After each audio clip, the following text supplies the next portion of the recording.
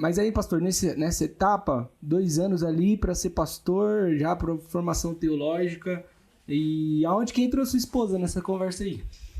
Olha, minha esposa, na verdade, entrou na escola, né? Na escola, a vi de longe e falei, é ela. Mas a princípio deu ruim porque eu quando a encontrei, nem era na igreja ainda, vindo de uma vida muito desvirtuada, né, em si. E a primeira aproximação dela se enxerga. Jamais vou ficar com você, ó você, né? Não tinha uma boa fama, eu falei, Deus do céu. Mas eu sempre fui muito persistente, e sou até hoje, em Deus, nas coisas que eu quero e busco.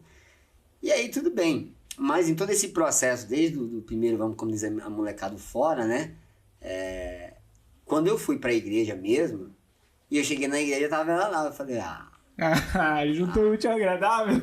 Mas aí quando eu cheguei na igreja, na época ela namorava o filho do pastor. E aí quando eu vi, eu falei, vixe, aí deu ruim, né? Mas a oração do justo, né? Brincadeira, mas acabou que ele foi transferido, pastor, para uma cidade do interior e eles morando longe, coisa e tal, acabaram terminando o namoro. E aí, claro que eu festejei quando chegou pra mim e falou, terminou. Eu falei, glória a Deus, Deus ouviu minha oração. Mas a gente era amigo na igreja e ela me deu muita força quando eu cheguei na igreja, por todos os processos, questões familiares e tal. E eu me lembro que na época até ela empurrava uma amiga dela, uma amiga de escola, né, que também cheguei até a namorar antes dela. Mas aí quando não deu certo mesmo, quando eu me batizei, eu falei, Deus, eu quero construir uma família. Porque até mesmo naquilo que o médico chegou pra mim e falou, se você não parar com tudo hoje, você não vai ter o teu sonho. Eu falei, pera, eu fiquei duvidando assim, sabe? Eu falei, será que eu vou morrer? Porque ele falou até os 25 anos, né? Você vai morrer antes dos 25 se você não parar de usar, consumir o que você está consumindo. E aí eu, com pressa de querer ver uma família em si, eu comecei a buscar em Deus mesmo. E orar e pedir direção. Mas meu sogro fala que quando ele me viu chegar na igreja, eu me lembro que foi uma sexta-feira, e era uma época que eu estava ainda na igreja, no mundo, todo aquele processo de libertação, e eu fui todo social para a igreja, em plena sexta-feira, mas na verdade é porque depois do culto eu ia para balada. E os meus amigos já estavam me esperando na porta da igreja para sair. E a hora que meu sogro me viu todo arrumadão na igreja, ele falou, olhou assim e falou pra minha esposa, você vai casar com esse cara. E ela repreendeu, obviamente, não tem nem lógica, né? E aí meu sogro ali, firmão naquilo, e passou o tempo, a gente foi se aproximando e ela não resistiu, né? Ao charme, né? Ao charme. Não, mas com muito insistente, eu fui muito insistente, graças a Deus. E, Deixa um recado aí para os jovens e serem insistentes. Não desista, persista, viu? Não desanime. Se Deus mostrou e o coração acelerou, vai que... Mas com muita oração. E assim, eu sou do time que orei muito, ela orou pouco, né? E eu venci na oração. Mais do que ela. Mas graças a Deus a gente já vai para 20 anos de casado, graças a Deus. Glória a Deus. E tem uma filha de 19 anos, a Luana. E é minha alegria, minha família, minha base, a riqueza de Deus para mim mesmo. Olha que bacana. É muito louco isso que Deus usou o médico para te lembrar de algo que era talvez uma oração ou pedido. Me pôs na parede, ele falou, cara, é isso, ou você para ou teu sonho já era. E mexeu, né? Porque eu saí do hospital direto para a igreja. Eu falei, sozinho eu não vou conseguir, eu me conheço. E foi quando eu pisei dentro da igreja mesmo e alguns amigos meus já estavam lá.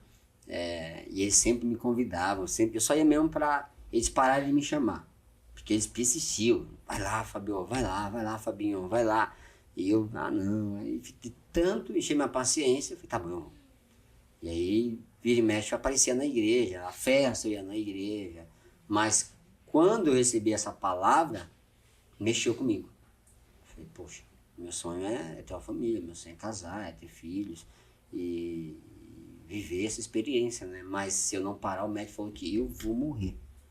Porque assim, eu sou muito intenso naquilo que eu faço, naquilo que eu pego para viver, para fazer. E antes de me converter também era. Então eu era intenso em tudo aquilo que também destruía a minha vida. Então quando o médico falou, eu tinha ciência do que ele estava falando, porque eu sabia quem eu era. E dentro de mim, a única certeza que eu tinha é que eu precisava estar em Deus, eu precisava estar na igreja, eu precisava estar buscando força em Deus para conseguir vencer aquilo. Se não, e aí foi um processo literalmente de 2 anos. 2 anos longe de um ciclo de amizade, 2 anos longe de festa, 2 anos dispensando convites assim muito tentadores, porque quando você tem um posicionamento, o que você nem imaginava que ia chamar, chama.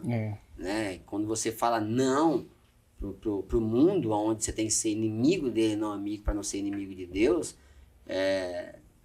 os pratos que vêm são maravilhosos. Não vai vir nada ruim, não vai vir propostas assim que não te gere naquele momento a adrenalina que você não espera, vai vir muito acima do que você espera.